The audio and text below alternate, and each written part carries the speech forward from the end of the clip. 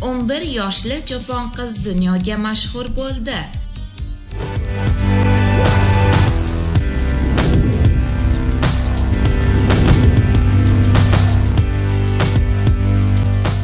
Tanishing, Hamdu Sanabilgin, turkiyalik 11 yoshli cho'pon qiz va uning ko'ppagining ismi Tomi. Ular echki va bolasini qutqarishgach dunyoga mashhur bo'lib ketishdi. Qizning mashhurligiga echkiga ko'rsatgan rahmdilligi sabab bo'ldi deb yozmoqda Kun.uz nashri.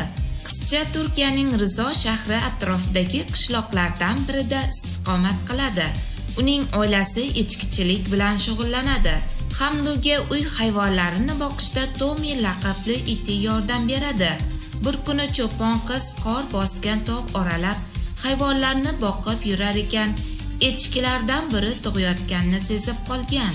Shundan so'ng Hamdu echki va bolasini uyga qayta olmasligidan xavotirlanib oddiy, ammo ajoyib qarorga kelgan. Echki tug'ishni boshlaganida men todani uyga qaytarishga qaror qildim. Uydan 2ta bo'sh ryukzakni olib Tomi bilan birga qaytdim deb hikoya qiladi Hamdu. Yosh cho'pon ona echkini ryukzagiga solib o'z yelkasiga, bolasini ikkinchi sumkaga solib Tomining yelkasiga ortgan. Shu bilan ular betalofat uyga kelib olishgan.